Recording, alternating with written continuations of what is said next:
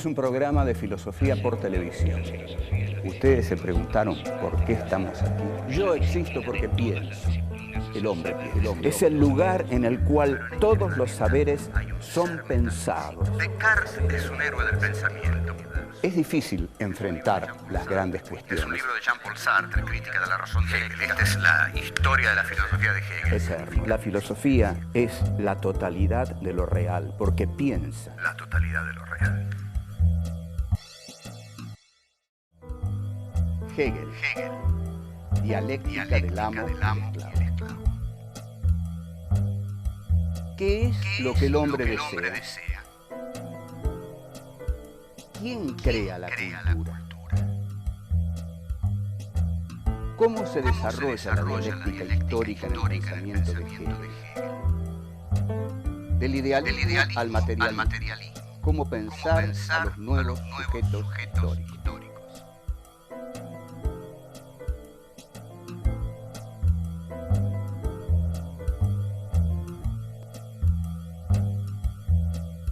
En la Fenomenología del Espíritu, que es la obra maestra de Hegel, que la publica en 1807, hay un fragmento célebre, que es uno de los más altos momentos de la filosofía, en el cual Hegel desarrolla lo que se conoce como la dialéctica del amo y el esclavo. Durante la década del 30, en Francia, un filósofo de origen ruso, Alexandre Koyev, dio unos cursos sobre la dialéctica del amo y el esclavo, a los que acudieron filósofos de enorme importancia, como Merleau-Ponty, Jacques Lacan, Raymond Queneau, y se dice que Jean-Paul Sartre consiguió los apuntes. La dialéctica del amo y el esclavo plantea el origen de la historia. ¿Cómo empieza la historia? Quizá uno nunca se preguntó esto, pero el origen de la historia, en realidad, vamos a ver que sigue siendo el origen de las relaciones humanas. Para Hegel, la historia comienza cuando se enfrentan dos deseos, dos conciencias deseantes. Ante todo vamos a diferenciar el deseo humano del deseo animal. El deseo humano desea deseos, es decir, el deseo de un hombre desea el deseo del otro, es decir, desea que el otro lo reconozca como su superior, que se le someta. Por eso yo deseo el deseo del otro, deseo que el otro me reconozca, se me someta, y que yo, vamos a ver en qué me voy a constituir cuando esto ocurre, qué relación se va a establecer entre el otro y yo. Pero en principio el hombre desea deseos, el animal desea cosas, y las cosas que desea generalmente se las come, desea cosas naturales. El hombre no desea cosas naturales, y este es el excepcional hallazgo de Hegel. La conciencia es deseo, con lo cual, en este momento, Hegel está sacando a la conciencia de esa inmanencia en que el pensamiento idealista subjetivo la tenía, es decir, la conciencia como una interioridad. Acá la conciencia, al ser conciencia deseante, se expulsa, está arrojada hacia afuera. Lo que yo deseo es el deseo del otro. El animal desea cosas, desea la materia, la naturalidad, lo natural. El hombre desea deseos. Bien, se establece entonces el enfrentamiento. Yo deseo que el otro se me someta. Deseo que el deseo del otro me reconozca. Mi deseo es que el otro se me someta y me reconozca. Y el deseo del otro es que yo haga eso, que yo me someta y lo reconozca a él. Este enfrentamiento tiene una resolución, porque uno de los dos en determinado momento sabe, los dos saben, he pedido perdón, está bien. Los dos saben, en realidad cuando uno explica mal algo tiene que pedir perdón. Los dos saben, las dos conciencias deseantes saben que están emprendiendo una lucha a muerte. A muerte. Yo deseo que el otro se me someta y me reconozca, y el otro desea que yo me le someta y lo reconozca. Esta es una lucha a muerte. Pero en determinado momento se resuelve, porque una de las dos conciencias tiene miedo. El temor. ¿A qué tiene miedo? A morir. Tiene miedo a morir. Porque esta, que es una lucha a muerte, va a terminar con la muerte de uno de los dos. Entonces, el que tiene miedo a morir antepone el temor a la muerte a su deseo. Es más fuerte su temor a morir que su deseo de ser reconocido por el otro. En cambio, aquel en el cual el deseo es más fuerte que su temor a morir es el que somete al otro. Pero el otro, el que pierde, en él no es tan fuerte el deseo de ser reconocido, es más fuerte el miedo a morir. Entonces ese se me somete.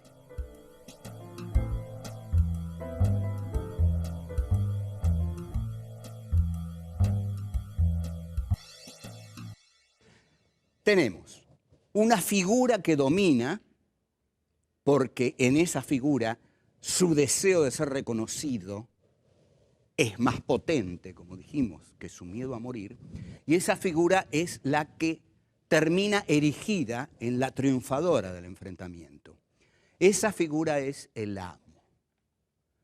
La otra figura, aquella que tiene miedo a morir y en consecuencia no le importa, deja de lado el deseo de ser reconocido, es el esclavo. Quedan así entonces constituidas las dos figuras del amo y el esclavo, en las cuales Hegel encuentra el inicio de la historia humana. Ahora, observen ustedes aquí la genialidad de Hegel. ¿Cómo continúa esto? Porque esto continúa. El amo queda en total insatisfacción porque aquel que lo está reconociendo ya no es un sujeto autónomo, ya no es un otro autónomo, sino que es un esclavo. O sea, aquel que me reconoce es un esclavo, es mi esclavo. ¿Qué clase de reconocimiento es este?, dice el amo. Soy reconocido por alguien que tuvo miedo a morir, soy reconocido por alguien que prefirió dejar de lado su deseo, aquello que lo volvía humano, por el miedo a morir. En consecuencia, no me está reconociendo un ser humano, me está reconociendo un mero esclavo. No tengo reconocimiento alguno. Esa lucha que emprendí por el reconocimiento me ha llevado a no ser reconocido, sino apenas por un esclavo. El amo queda paralizado en esta derrota. Lo pone al esclavo a trabajar y el esclavo se pone a trabajar. Y aquí observen el desarrollo dialéctico de la cosa, ¿no? Cómo se va desarrollando dialécticamente. El esclavo trabaja para el amo. El amo queda confinado a la pasividad, al ocio y al goce. El amo recibe lo que el esclavo le da y se transforma en un ser ocioso, en un ser pasivo. El esclavo, por el contrario, trabaja para el amo. Y al trabajar para el amo, tiene que trabajar la materia. Al trabajar la materia, el esclavo comienza a construir la cultura. Porque la cultura es el trabajo que el hombre ejerce sobre la naturaleza, sobre la materia. El hombre transforma la naturaleza, transforma la materia y de eso surge la cultura, las culturas históricas, surge todo. Entonces, la historia humana pasa por el lado del esclavo. Es el esclavo el que con su trabajo para el amo descubre que él tiene una relación con la materialidad que es creativa. Es tan creativa que le permite sentirse más humano que el amo. Entonces, el amo engorda, digamos. El amo está ahí tirado esperando que el esclavo le lleve las cosas. El esclavo se las lleva, pero mientras tanto ha descubierto que ese trabajo con la materia, en ese trabajo ya descubre su libertad, porque, y esto lo va a decir Sartre del proletariado urbano, dice, en última instancia, en la fábrica, aún en su momento de mayor, digamos, humillación, un proletario siempre decide si pone un tornillo en tal lugar o en tal otro, si lo pone antes o lo pone después. En estos pequeños momentos va descubriendo su libertad. Y el esclavo hegeliano, al transformar la materia, va dando origen a la cultura humana. Entonces, el trabajo es un trabajo formativo, ¿no? Es lo que Hegel llama Bildung, cultura. La cultura es el desarrollo del esclavo trabajador. Hay una cultura porque el esclavo trabajador la hace. Y el amo queda confinado al ocio, al goce, a la pasividad, y el esclavo a la actividad. Con lo cual, el que ha terminado siendo humano es el esclavo. Y el que ha terminado siendo una cosa, una materialidad, una naturalidad, un animal, en última instancia, que tiene solo relación con lo que come, es el amo. Esto es un brillante ejercicio dialéctico de Hegel, admirable, admirable. Admirable en principio porque lo que hace es que le pone a las conciencias no una relación de conocimiento entre sí, sino de deseo. Quiero tu deseo, vos querés mi deseo. Bueno, yo te voy a matar con tal de conseguir tu deseo. Ah, no, yo tengo miedo. Bueno, entonces tu deseo es mío. Ahora sos mi esclavo, anda a trabajar y atendeme, dame todo lo que necesito. Pero aquí yo me transformo en una cosa que come y vos sos un esclavo que trabaja la materia y hace cultura. Hay desarrollos sobre esto y que los podemos hacer y muy interesantes. Por ejemplo, el amor. Voy a seguir aquí un desarrollo de Jean-Paul Sartre en El ser y la nada. Lo voy a seguir un poco libremente. Pero en la relación de amor que se establece entre dos conciencias libres, la más débil es la que ama más. La más débil es la que ama más. Es decir, es la que más se somete a lo que hay en ella de sensible, de emocional. La conciencia que ama menos es la que más domina, la que más manipula. Si me amás demasiado, sos mía. Si yo te amo menos, te domino. Aquí vemos cómo se da ese juego entre las conciencias. Hay una conciencia que busca dominar y otra conciencia que termina siendo sometida. Y en el juego del amor es muy interesante esto que se produce, porque amame demasiado, amame mucho y te me vas a someter. Y en la medida en que yo dé un paso atrás y te amo menos, voy a someterte.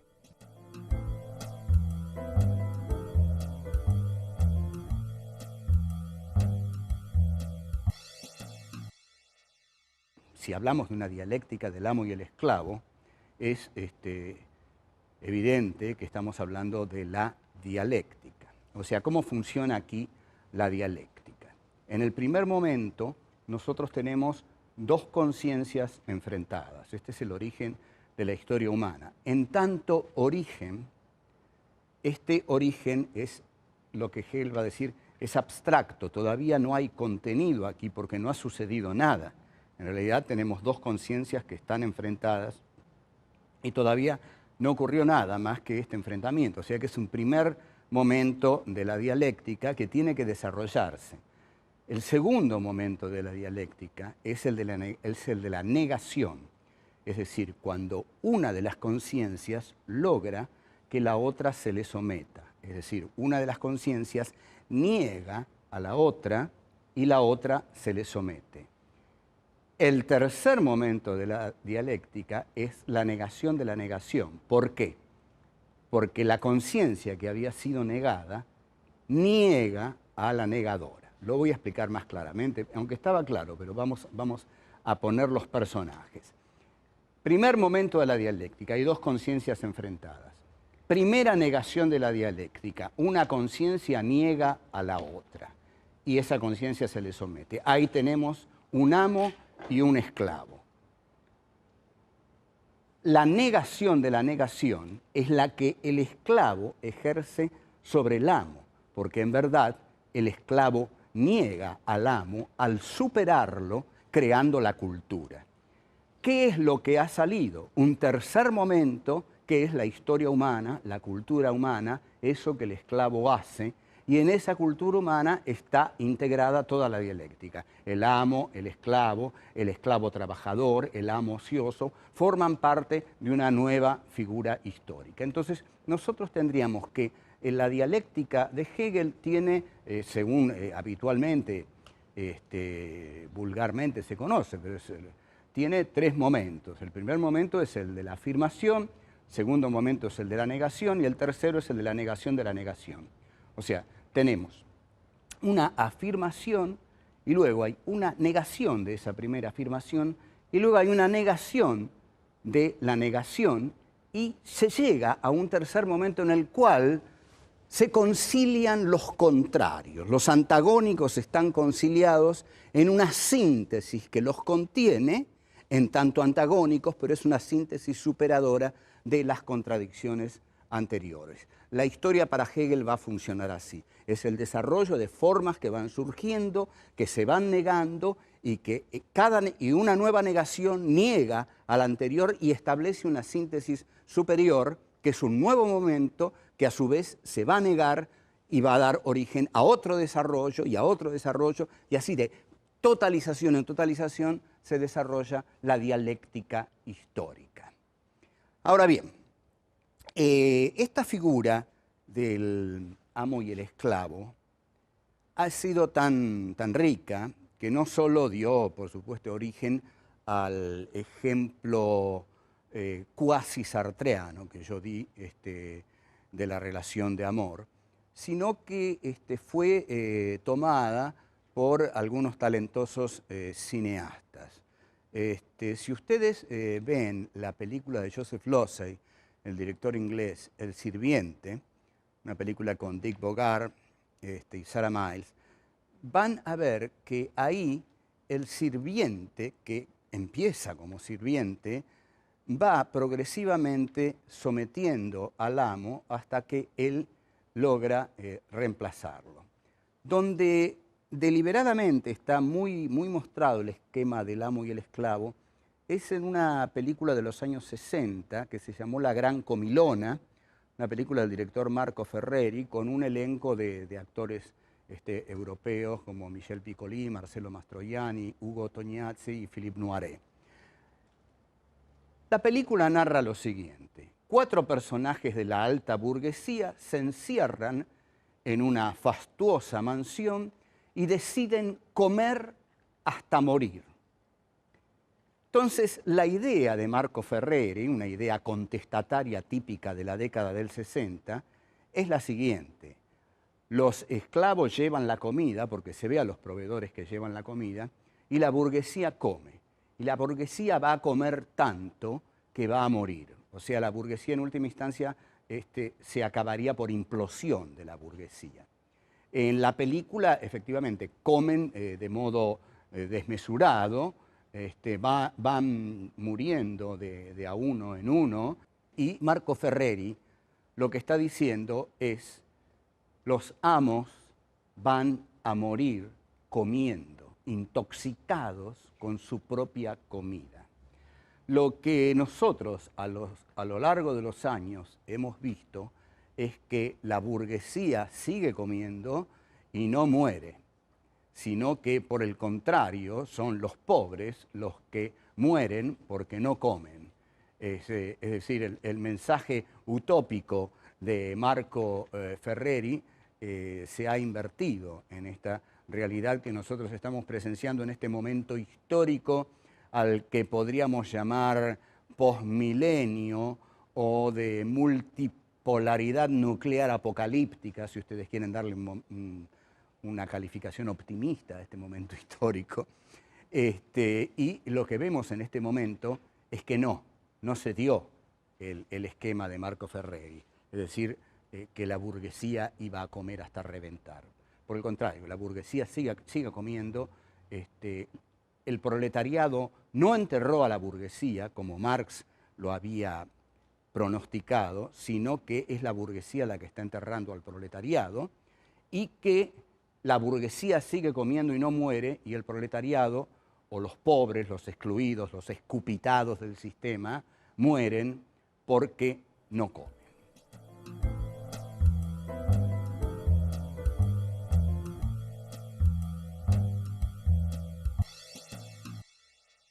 Lo que nosotros venimos viendo y lo que tenemos que redondear es qué diferencia a estos tres grandes colosos del pensamiento filosófico, del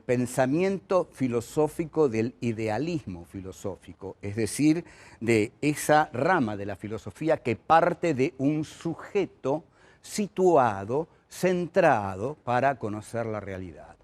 En Descartes teníamos un conocimiento único, absoluto y privativo que el sujeto tenía sobre sí. El sujeto solo tenía el conocimiento de su pensamiento. En Kant, el sujeto constituye al objeto.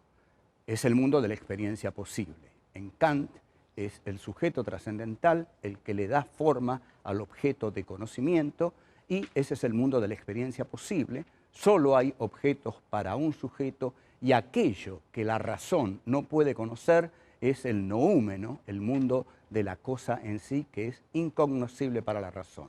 En Hegel, por el contrario, la razón idealista llega más profundamente, más hondamente, más extensamente que nunca, y ahí es la razón la que conoce toda la realidad, porque la realidad es una expresión de la razón. El juego entre razón y realidad es un juego especular, ¿no? La realidad es razón y la razón es realidad. Este es el idealismo absoluto de Hegel, que Hegel dice que justamente concluye en él en un saber total, que es su filosofía, y en el Estado prusiano de Federico Guillermo.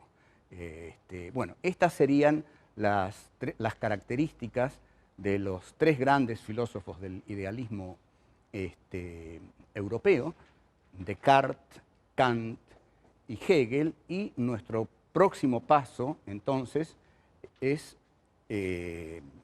pasar, por supuesto, al materialismo. Pasamos del pensamiento idealista al pensamiento materialista. ¿Y por qué hay que pasar al pensamiento materialista? No es que estemos contando una historia lineal en la cual se suceden determinados filósofos, como dijimos, en una especie de galería de los héroes del pensamiento. No. Lo que pasa es que Hegel expresa el triunfo de la burguesía, pero el triunfo de la burguesía trae acarreado el surgimiento de un nuevo sujeto histórico. Cuando surge un nuevo sujeto histórico, alguien lo tiene que pensar. Alguien lo tiene que pensar. Por ejemplo, aquí, en el 45, los migrantes internos, los cabecitas negras que llegaban a la capital federal, alguien tenía que darles cobertura política. Y el que les dio esa cobertura política fue un coronel que estaba en una secretaría de trabajo y jugó políticamente a ser el que daba reconocimiento político a ese nuevo sujeto. Bueno, así como ese nuevo sujeto, que eran los migrantes que llegaban a la capital en el 43, en el 45, fueron visualizados como construcción de poder por el coronel obrerista Perón, digamos que un nuevo sujeto histórico requiere de un pensamiento que lo piense. Y si Hegel es el pensador de la burguesía capitalista al triunfar genera un nuevo sujeto histórico que es el proletariado. El proletariado, la clase obrera, trabaja con la materia porque trabaja en las fábricas de sus patrones. Al trabajar con la materia, el filósofo que surge para expresar a ese proletariado que trabaja con la materia, elabora un pensamiento filosófico que parte de la materia. Y ese es Karl Marx y su amigo Friedrich Engels, que no tenía ni por asomo el talento de Marx, pero fundamentalmente nosotros nos vamos a centrar en Marx. Y Marx, entonces, es el filósofo que surge para expresar a este nuevo sujeto histórico que ha aparecido en la escena social, política, económica, histórica de la centralidad europea, el proletariado. El proletariado, Marx, en este sentido, se va a basar en el esclavo de Hegel, ¿no? Marx, digamos, el día que el joven Marx habrá leído la dialéctica del amo y el esclavo, habrá exclamado, yo estoy con el esclavo, habrá dicho. Y el esclavo sí, trabaja la materia y es el que hace la historia. En este sentido, por eso están tan unidos dentro del pensamiento revolucionario de izquierda Hegel y Marx. Entonces, Marx, inspirándose en la figura hegeliana del esclavo, que hace la historia al trabajar la materia, conceptualiza al proletariado europeo como aquel que trabaja la materia. Ergo, su pensamiento se va a llamar materialismo histórico. Hay aquí, entonces, una filosofía que es claramente expresión y a la vez formación, porque todo pensamiento forma la realidad a la vez que la expresa, es la filosofía materialista de Karl Marx, sobre la cual, sin duda alguna y extensamente, nos vamos a ocupar.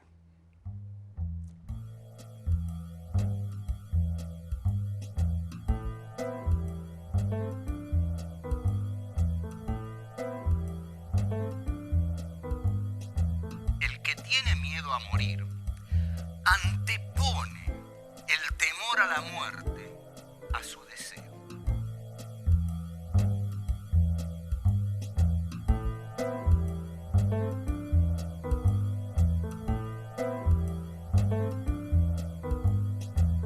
Amame demasiado, amame mucho y te me vas a someter. Y en la medida que yo dé un paso atrás y te amo menos, voy a someterte.